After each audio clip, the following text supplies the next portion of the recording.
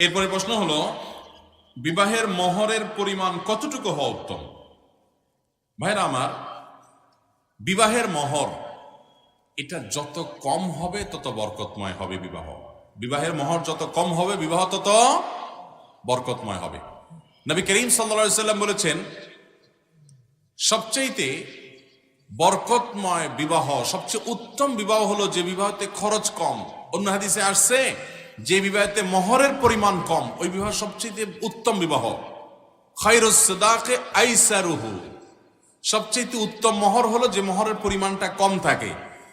এবং অন্য এক হাদিসে আসছে, ইন্না আযামান নিকাহি বারাকাতান আইসারুহু মাউনাতান, ওই বিয়া সবচেয়ে বরকতময় হয় যে বিয়েতে মোহরের পরিমাণ কম থাকে। এই হিসেব করলে আজকাল কয়টে বিয়া বরকতময় হয় সেটা একমাত্র আল্লাহ ভালো জানে।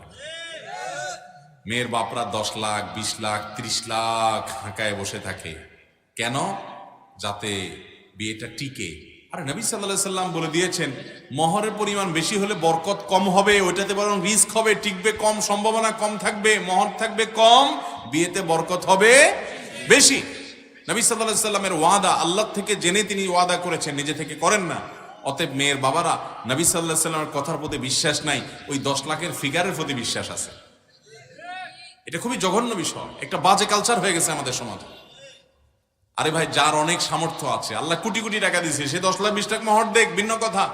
কিন্তু যেই ছেলেটা বেতন পায় 20,000 টাকা, আপনি জানেন আপনার মেয়েকে যার সাথে বিয়ে দিতে যাচ্ছেন সে বেচারা বেতন পায় 20,000 25,000 30,000, তো আপনি তার কাছ থেকে 10 লাখ টাকা মোহর দাবি করেন কোন মুখে? কোন মুখে আপনারা দাবি করেন? এটা রীতিমতো জুলুমের পর্যায়ে চলে গেছে। এই জন্য আমি প্রায় বলি, আমাদের বাপ চাচাদের বয়সী যারা মুরব্বীরা যারা আছেন, এই যে ডানে বামে সামনে যেসব মুরব্বীরা আছেন, খবর নিয়ে দেখেন 70-80 ঘরে যাদের বয়স, এসব মুরব্বীদের বিয়ের মোহর ছিল 5 টাকা 7 টাকা 10 টাকা 3 টাকা 1 টাকা 2 টাকা। সে যুগের 1 টাকা 2 টাকা 10 টাকা এই যুগের তুলনায় অনেক বেশি ছিল, তাই বলে 10 লাখ টাকার বেশ কম ছিল না। কি বলেন? ওনাদের বিয়েগুলো বেশি টিকছে নাকি আজকালকার পোলাপানের বিয়ে 10 লাখ 20 লাখের নিচে হয় না, এখন বিয়ে বেশি টিকে? আগের গুলো বেশি টিকে না এখনকার গুলো টিকে? আগের গুলো সব মেড ইন জাপান, ভালোবাসা এত লাগা লাগছে, বিয়ে হয়েছে তো হয়েছে, শত শত বিয়ের ভিতরে 2-4টা ভাঙতো, আর এখন সব মেড ইন চায়না হয়ে গেছে। বিয়ে করে দোল তবলা পিটায়া হালাল হারাম বাজ বিচার নাই, বিশাল ফুর্তি করে আনন্দ করে বিয়ে করে মাত্র নিয়ে গেছে, কয়দিন পরে দেখা যায় ঠুস করে হয়ে গেছে। ভাইরা আমার, মোহরের পরিমাণ বাড়ছে কিন্তু বিয়ের গুলোর লংজিভিটি, লাস্টিং করা, এটার পরিমাণ বাড়ে নাই, টেকসই শেষ হয়ে গেছে। কারণ সুন্নাহর বাইরে কল্যাণ থাকতে পারে।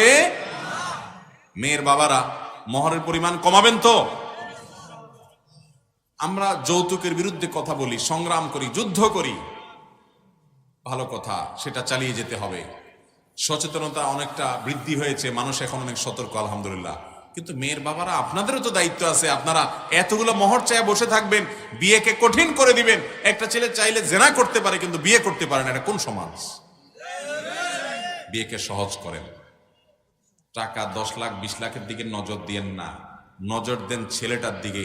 বিশ্বাস করেন মেয়েটা সুখী থাকবে যদি ছেলেটাকে আপনি নেককার, মুত্তাকি, পরহেজগার, দিনদার, আল্লাহ ভীরু, ইমানদার, আল্লাহকে ভয় পায়, এরকম একটা ছেলে যদি কর্মঠ দেখে আপনি বাছাই করে নিতে পারেন, আপনার ফ্যামিলির সাথে মোটামুটি ম্যাচ করে, ইনশাআল্লাহ আপনার মেয়ে অনেক সুখে থাকবে ওই পয়সার বস্তার চাইতে। বিয়ের জন্য একটা টাকার বস্তা না খুঁজে একটা ভালো ছেলে খোঁজেন। আল্লাহ তাআলা আমাদের মেয়ের বাবাদেরকে হেদায়েত দান করুন। তাহলে এই হাদিসের আলোকে, যে হাদিসটা শোনালাম আপনাদেরকে, যে খায়রুস সিদাকে আইসারুহু, খায়রুন নিকাহি আইসারুহু, সবচেয়ে উত্তম বিবাহ যে বিবাহতে খরচ সবচেয়ে কম হয়। এখন আমাদের দেশে মনে করা হয় বিয়েতে যদি খরচ হয় অনেক টাকা, লাখ লাখ টাকা খরচ হয়, আমরা মনে করি ওরে বাপ রে বাপ, এটা মনে হয় একটা বিয়ে হইল। আর নবী সাল্লাল্লাহু আলাইহি ওয়াসাল্লাম ভাষ্য অনুপাতে ওই বিয়েতে কল্যাণের পরিমাণ সবচাইতে কম হবে। এই জন্য ভাইরা, অপচয় নয়, অপব্যয় নয়, এবং মোহরের নামে বিশাল বড় ফিগার ধরাধরি যেন না হয়। আল্লাহ তাআলা মেয়ের বাবাদেরকে হেদায়েত দান করুন। কত দৃষ্টান্ত নিবেন আমার কাছে, শত দৃষ্টান্ত আমার কাছে আছে। মেয়ের বাবা ভালো ছেলে, উপযুক্ত ছেলে, কর্মঠ, পরিশ্রমী, আল্লাহ ভীরু, নিজের সাথে ফ্যামিলিগত ম্যাচ হয় মোটামুটি, দেখে দিয়ে দিছে, টাকা পয়সা বাজ বিচার করে নাই, অনেক সুখে আছে। বহু দৃষ্টান্ত আমার চোখের সামনে আছে। আর টাকার বস্তা দেখে বিয়ে দিছে, মেয়ের জন্য ছেলে দেখে নাই, দেখছে একটা টাকার বস্তা। কদিন পরে ওই টাকার আগুনে পুড়ে সব ছারখার হয়ে গেছে। এরকম দৃষ্টান্ত আপনাদের আশেপাশে আছে না বহুত? অতএব আল্লাহ তাআলা মেয়ের বাবাদেরকে হেদায়েত দান করুন, মেয়েদেরকে হেদায়েত দান করুন, মেয়ের মাদেরকে হেদায়েত দান করুন, মেয়েদেরকে হেদায়েত দান করুন, ছেলেদেরকে আল্লাহ তাআলা হেদায়েত দান